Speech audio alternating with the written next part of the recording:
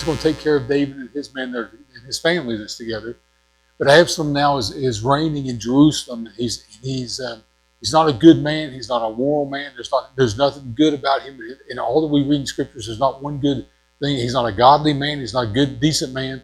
So he's held up in Jerusalem. He is in Jerusalem. He's ruling as the king, and he has one goal, and that's to go kill David and all his men. He wants to kill David. He wants to kill all of his family. That way there's no heirs to the throne. He'll kill all of his little brothers. He's already killed one of his brothers once. So he wants to kill all of his little brothers. He wants to be in charge. And he could have been king if he just waited it out. Because David's older. It's not going. David only lives to be 70, and at this time David is in his 60s. If Absalom has just waited a few years, he would have in turn been king.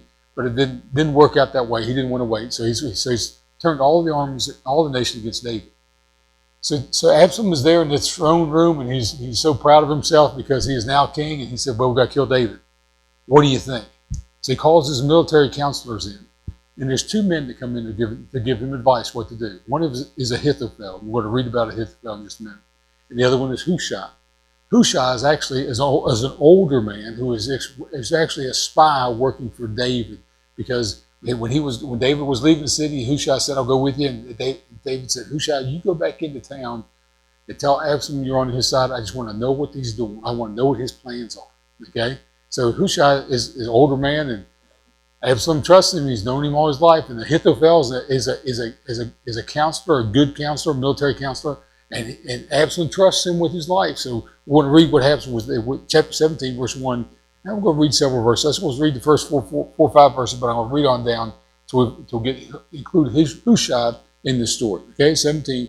2 Samuel 17. That's the 2 Samuel, not 1 Samuel. I get them mixed up. Moreover, Ahithophel said unto Absalom, "Let me now choose out 12,000 men, and I will arise and pursue after David this night. And I will come upon him while he was weary and weak-handed, and will make him afraid, and all the people that are with him shall flee, and I will smite the king only. And I will bring back all the people unto thee. The man whom thou seekest is as if all returned. So all the people shall be in peace." And the saying pleased Absalom well, and all the elders of Israel. Then said Absalom, "Call now Hushai the Archite, and let us hear likewise what he saith." And when Hushai was come to Absalom, Absalom spake to him, saying, "Ahithophel hath spoken after this manner. Shall we do after his saying? If not, speak thou." And Hushai said unto Absalom, "The counsel that Ahithophel hath given is not good at this time. For, said Hushai, thou knowest thy father and his men, that they be mighty men, and they be chafed in their minds, as a bear robbed of her whelps in a field. And thy father is a man of war, and will not lodge with the people. Behold, he is hid down some pit in some other place. And it will come to pass, when some of them be overthrown at the first, that whosoever heareth it will say, There is a slaughter among the people of Absalom. And he also that is valiant, whose heart is as the heart of a lion, shall utterly melt. For all Israel knoweth that thy father is a mighty man, and they which be with him are valiant men. Therefore I counsel that all Israel be gathered together unto thee, from Dan even to Beersheba, as the sand is by the sea for multitude, and that thou go in battle, that thou go to the battle in thine own person." Stop reading right there. Okay, look up this guy. There's Absalom sitting on the throne. He's so proud of himself, proud as a peacock to be king. Okay, and he said, "How are we going to get rid of David?" And Ahithophel comes in and he says, "Let me take 12,000 men and we'll go kill David and David only. And the rest of the people will bring back, and all the nation will be at peace. We'll just kill that one person. We'll eliminate David. He's the only threat you have right now." And all the other leaders of Israel they're with Absalom say, all the other counselors say, "That's a good idea. That way there won't be a big bloody war just going after one. You got sending assassins out, 12,000 assassins, going out to kill one man. You could do this." And so let's have Hushai come in. Absalom said, "Let's have Hushai come in." So Hushai comes in. He's an older man, a little bit more wisdom. He's really on David's side.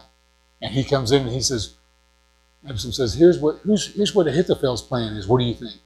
And Hushai says, "That's not a good idea for right now. Because everybody knows how David is and his men. And if you send just a few men, 12,000 doesn't sound like a few to me. But you send just a few men out there and they get defeated in this battle, then the heart of everybody else in Israel, who has the heart of a lion ready to fight every battle, when they hear what has happened to your few men that you send out to kill David, when they hear what has happened, the hearts of all Israel will melt. You're going to have a civil war that's going to last forever. Okay, no one will want to go fight against David and his men. They're like he and his men, like a bear robbed of her cubs out in the field. They're not going to beat them. Okay, with just a few men.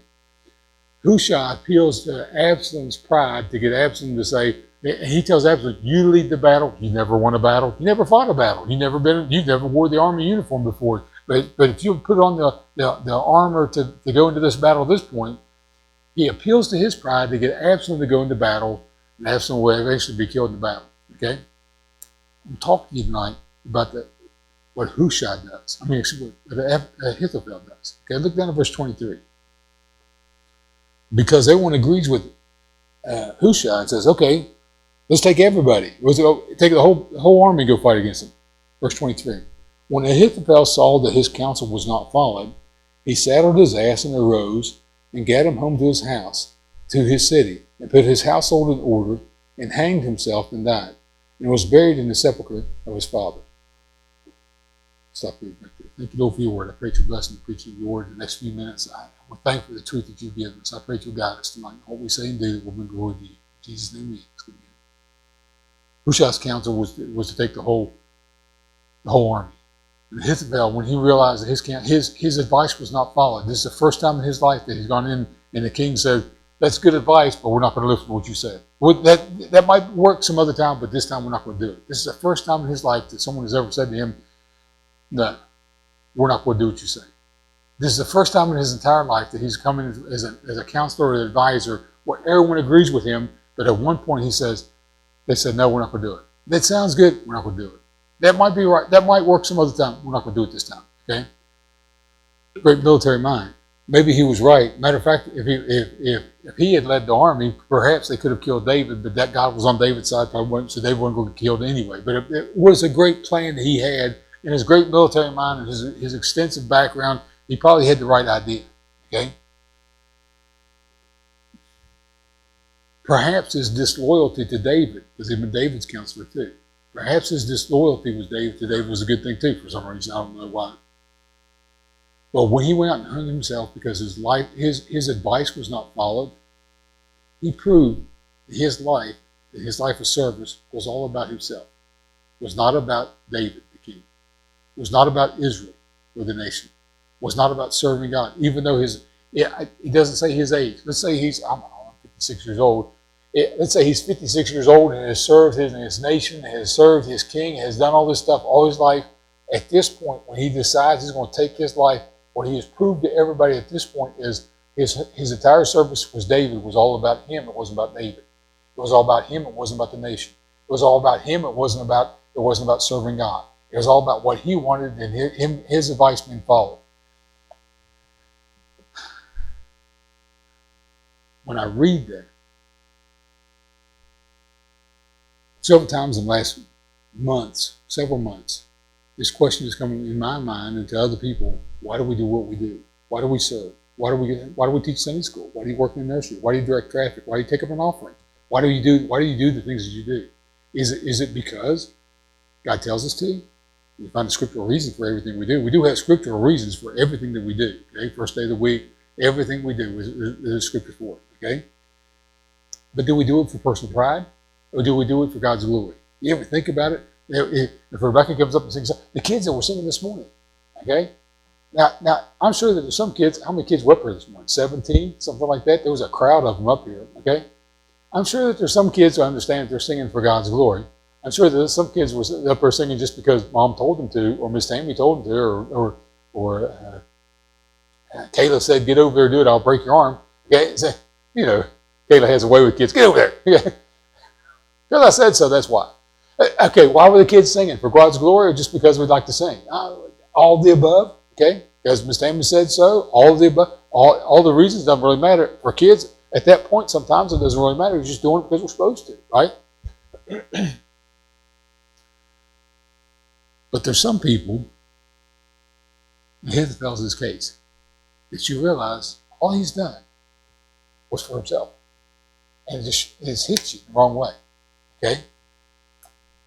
Was it his idea to serve the king? or was it God's idea for him to serve the king? All his entire time that he'd served was he serving for the right purpose. When I was in college, Bible college, House Anderson College, we had some of the great teachers. Rebecca and Jared will tell you that, and people, some of the kids, the other graduates from our college will tell you that the years that I was there was almost like a highlight of the years because of the teachers we had and who our pastor was and different things that happened. Charlie, you went to youth conferences years ago.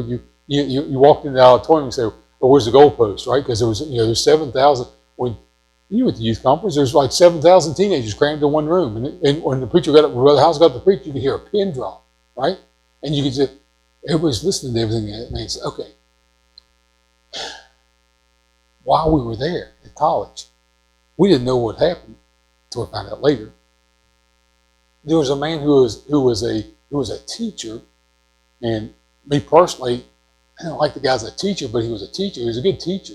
I mean, he knew the Bible. But he brought a guest to the college one day. And nobody knew who this guy was, dressed in a suit. And he brought this guy, because there's always visitors there at the college all the time. And it seemed like everyone brought their preachers in, different people in. Everyone walked the door had a suit on, it seemed like. And he brought this guy in, and they just walked through the buildings. They walked up and down the hallways. And they just looked at things. They greeted people. They were polite. They did everything they were supposed to. You would expect out of a visitor at the college, whatever. But nobody knew who this guy was. No one really paid attention to just another guy walking through the teacher was also an evangelist, and he had gone out and preached to those places. So probably whoever saw him probably just thought it was just some other pastor they brought in. What everyone found out later was that teacher was upset, and who he brought in was a fire marshal for the county. And what he was trying to do was point out stuff. This is that has to be a violation. Okay? There has to be something wrong with it. And even though the man was a paid staff member of the college, he was trying to get the college shut down, okay, for a fire hazard. The fire marshal found their house. He wrote down a couple of, made some little notes, some mental notes. They had it all fixed within a week and said, well, okay, yeah, there's a couple of things you need to do, but there's no reason. He was trying to get the college shut down. And you think, why in the world would somebody do that, bitterness? Somewhere along the line, he thought he should have had a different job, and then he didn't get the job that he wanted, so he's going to eliminate everything. Okay? I'm going to shut her down. Okay? When I think about this story, my first thought is that man, that teacher. Okay? There's a friend of mine that was preaching, and he was not the pastor of a church. He got upset at the people of the church. So when he was preaching at the church, he was preaching at the church, not to the church people. He's not preaching to the family, the church family. He's preaching at people. Y'all know the difference, right? You've heard the difference. Y'all heard, I don't know if you've heard people preach at. In this auditorium, you've probably never heard anybody preach at somebody. Just point fingers, name and name. But the man that was preaching, who was not the pastor of the church, said, if you don't like it, there's the door. Like, you're welcome to leave. And I was in the congregation, and I'm like, you got no right to say that. You're not the pastor of this church. You're not the pastor. You're not the shepherd of this flock. And the man was eat up with the bitterness inside of him that came out often, okay, because he was passed over like a Ahithophel, okay.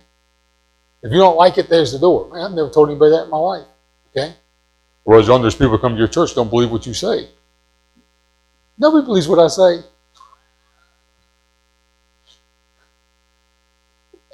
We were taught there are people that come to your church that believe everything you say just because you said it, right? There are people that come to your church, this is what Brother House taught us, who pastored the world's largest Sunday school kind of guy. I guess he knew what he was saying. He said there are people that come just because they love you, they believe everything you say, okay? That's group one. We'll call group A.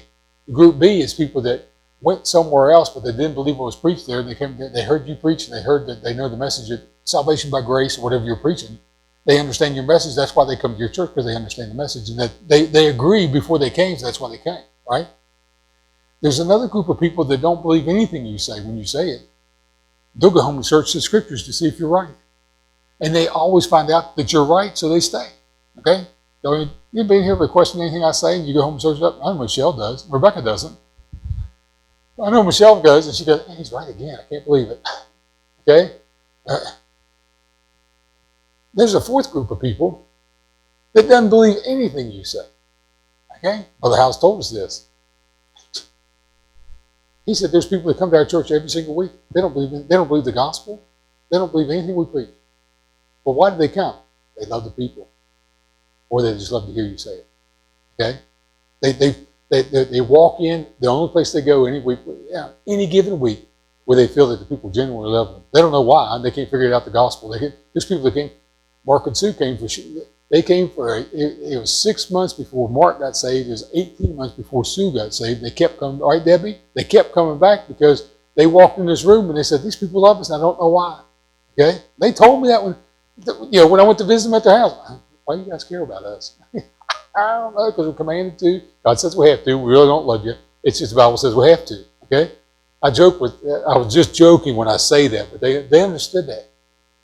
So for the man that preaches that says, if you don't believe it, there's a door, that means that, okay, group A is going to be there, group B is going to be there, group C is always a candidate for group A. Group C is the ones who weigh everything you say and eventually believe it, or because they go back and, oh yeah, he's right, the Bible's right. Okay, so and what that man was saying was the fourth group D, we don't want them to come. I don't want them to come because that group D is candidate to be a group C, right? You understand that? Like eventually they'll believe, right? Eventually by coming along, faith comes by hearing and hearing by the word of God. Okay, so come along enough, they'll believe it. All that being said is, there are people whose entire life is built around, will you accept what I'm doing? And if you don't accept what I'm doing or saying, I'm going to leave. Okay? If you're not 100% with me, then I'm against you. Okay? Let's see. Carl and Joyce were married for how many years? 56 years? Something like that? I can't remember how long. Long time. Okay? I'm sure they didn't agree on everything all the time. But they didn't say we don't agree, so we'll separate, right? Tammy and I have been married. We'll talk about this week. We started dating 40 years ago. And we don't even look like we're 40 years old. Okay? But we started dating 40 years ago. We've been married for 36 years. How many? Now I lost track. 37 years. We're married 37 years. And I'm sure we don't agree on everything, but we never say, hey, there's the door, you don't like it. Okay? Or you're not going to do everything my way. The first time you cross me, don't do things my way, I'm leaving. Okay? Ahithophel, for the first time in his life, the king listened to him and says, no, we're not going to do that. Okay? For the first time in his life, he said, that's it, then it's all about me. He killed himself. Okay? 3 statements. Statement number 1 is, do right all the time.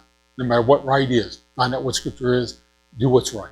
No matter, I know we preach the same thing over and again. Read your Bible, find out what right is, and do the right thing all the time. Statement number 2, don't let other people's decision control your happiness. Okay? Because Absalom made a wrong choice. Ahithophel couldn't be happy. Okay? I will not yield my joy to somebody else. I can't do it. Why? Because if I yielded it to everybody else, then I would be like this emotionally all the time. I'd be like, Scripture talks about the one man in the Old Testament, I would be unstable as water. Okay? Because I would be saying, Charlie's controlling me right now, and Cindy's controlling me in the next minute, and Michelle's controlling me the next minute, and on down the line. Okay? I can't let somebody else control my emotions or who I am or what I decide or what I do. Okay? I will not yield that. I can yield that to the Holy Spirit and let God guide me, tell me what to do, direct my life, but I cannot give that up to everybody else around me. Does that make sense? Okay? So my happiness is not dependent on what you do or what you decide to do. Happiness comes from outside. My joy is not dependent on anybody else. Okay? Well, how you sing a song? Sometimes I'm happy, sometimes I'm blue. My disposition depends on you. But he was just joking when he says that. He was just singing, and the singing was not that good. I cannot yield that to everybody around me. What's wrong with people mad at you? People mad at me half the time anyway, right? Right? There's always somebody mad. You may not be. The 12 people in this room might not be mad at me right now, but everybody else in the world is. It's okay. It's okay. If I want to do right all the time, then if somebody doesn't like what I'm doing, I can't quit doing right because somebody doesn't like what I'm doing. Does that make sense? Last statement is this. I guess number 2 is the biggest statement, the whole message, but this is the last statement. Why we do is as important as what we do. Why do you do? When we stand before God in judgment, as a Christian, you trusted Christ as your Savior. You know you're going to heaven because you trusted Christ as your Savior. If you hadn't trusted Christ as your Savior, get that settled tonight. But when you stand before God in judgment, the judgment will be not for your salvation. The judgment will be for things you've done in the body, good or bad. And some things will stand the test of fire, like gold stands the test of fire. And some things will be wood, hay, or stubble, which will be burned up because we did it for the wrong reason. That makes sense? And God says, okay, when you stand before me in judgment, I want to reward you with gifts. And my understanding of the scriptures, all the gifts that we've received, we're going to lay them back down at Jesus' feet just because we want to, because he's deserving of all honor and glory. And like crowns we receive or whatever rewards we get, the little blue ribbon we get for the fastest car, whatever it is, whatever ribbon we get, we're going to lay it back down at his feet because he's worthy of all the glory and honor. But God says, okay, the judgment is going to be just to see why you did what you did. Did you really love me? Did you really trust me? Did you really want to bring glory to me, or was it so you get a pat on the back and say, you did a good job? Okay? So if someone says, you did a great job. Okay? Ahithophel apparently came down to the end of his life and said, man, all he did was for himself. And nobody did it the whole time. But he served for 40 years under King David, 35 years, whatever the time period was. He served that entire time, found out it was all about him. It wasn't really about the king, it wasn't about the nation, it wasn't about serving God. It was all about him. Let me ask you a question then. 2 questions. Why do you do what you do? And the second question is, do you let somebody else control you? You let other people control your emotions and say, or let other people control your decisions for you. Okay? We take input from everybody. But if someone doesn't like what I'm doing and I'm doing the right thing, I can't stop doing the right thing because they don't like what I'm doing. I take the input. People tell me stuff all the time, and I say, okay, I'll have to weigh that out. Matter of fact, people get mad at me sometimes because I don't make quick decisions. I'm slow to make any decision. Michelle wanted to clean the basement out. I don't know why. Right? She wanted to move crafts down the basement. It floods. Okay? Here, underneath here, where the morgue used to be, downstairs here. Okay? Michelle wanted to clean it. I said, let me get back with you. In my mind, in my heart of hearts, I said no. First, I said no. Let me get information.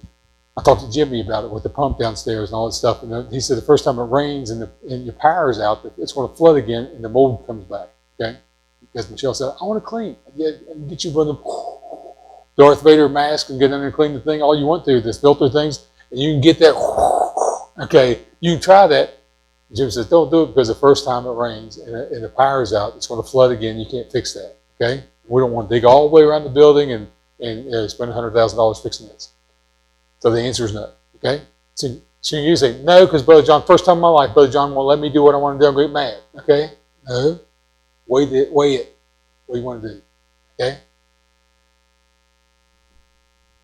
I love serving. But there's times when people say, it ain't going to work. Let's try. Well, it doesn't work. Someone told me one time soul winning doesn't work. Well, what are we here for? Witnessing the lost people doesn't work. What's what we're commanded to do? Okay? It doesn't work, Brother John. Let's go. Okay? It doesn't work when we don't try. But it does work every time we try. Okay? Serve. You don't let other people control you. Do the right thing all the time. Let's pray. Thank you, Lord Jesus, for loving us. Thank you for the truth you've given us in your word. Thank you for the illustration of good people and wise choices and decisions that they made. Thank you also for the mistakes others made. We can learn from the mistakes. Thank you for the truth that you've given us in your word. Over and over and over again, you show us yourself, who you are and what you want in our life. I pray to direct us as a church family. We'll always be obedient to you. Thank you for the people that are here tonight. I pray to bless their hearts and bless their lives. In Jesus' name we ask. Amen. So I'll stand and sing.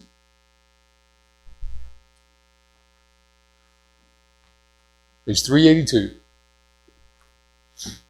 Softly and tenderly. You need to make a decision, make your decision. Okay? Page 382. Softly and tenderly, Jesus is calling, calling for you and for me.